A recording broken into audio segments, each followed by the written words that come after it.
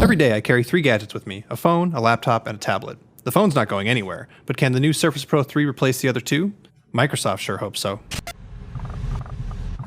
This marks the 3rd Surface Pro the company has released in a little over a year and a half, and it's a result of a completely relentless refinement on one single idea: to find a hybrid of a tablet and a PC so you can use one device for both things. Let me get this out of the way first. The Surface Pro 3 is really just gorgeous. Microsoft has stuck with magnesium for the casing and a matte silver color that's a little darker than Apple style.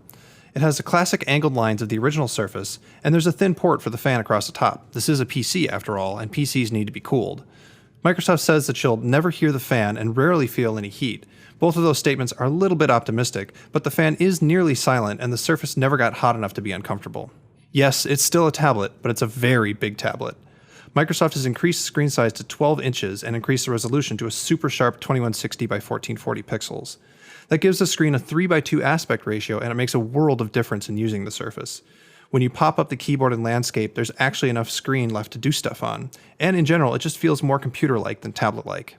Although the screen size has been bumped up, the rest of the Surface Pro 3 has been shrunk down. It's thinner and lighter than the last Surface Pro, and even the current 13-inch MacBook Air. You've got a single USB port and a single display port, plus a nicely redesigned power jack that's easier to plug in and harder to bump out. There's a microSD card slot under the hinge, and while I do wish that Microsoft had found a way to make that a full SD slot, it does keep the whole thing thin. There's also still pen input, completing the tablet side of this equation. The pen is bigger now, with a nice round shape and a comfortable heft. It no longer attaches to the side of the Surface, which is a bummer, but the bottom line is that it's super accurate and fun to use. One of the best features is that you can just click the top of the pen to instantly launch OneNote and jot stuff down. There are 5-megapixel cameras on the front and the back. They're fine. Eventually, Microsoft will release a software update that lets you take a photo and then draw right on top of it in OneNote. But otherwise, if you're depending on a device this big to take pictures, you probably need to reassess your gadget priorities. But the best design feature of the Surface Pro 3 is a new hinge.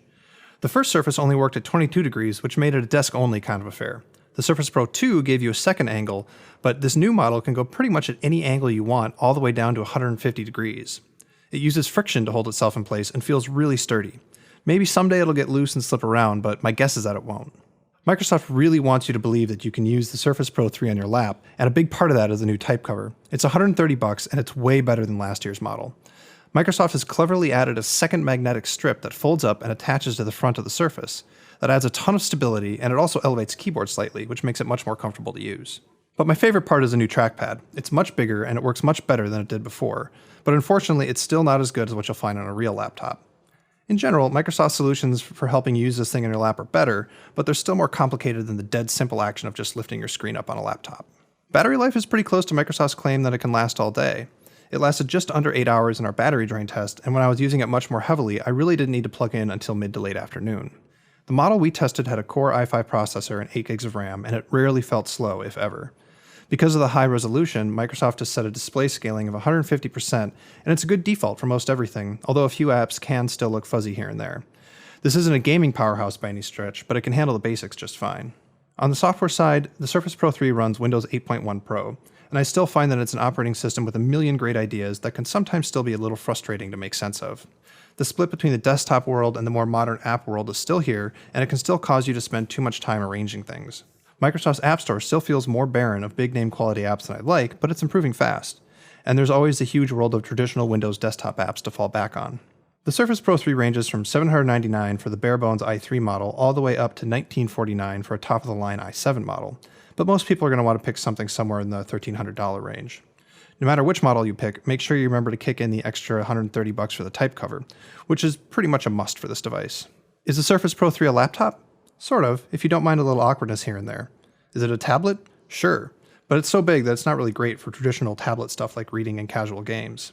What the Surface Pro 3 really is the best hardware and experience for Windows 8.1. Whether you'll love the Surface Pro 3 will depend a lot on whether you love Windows. That's increasingly a pretty big if for a lot of people, but Microsoft has at least put its best foot forward.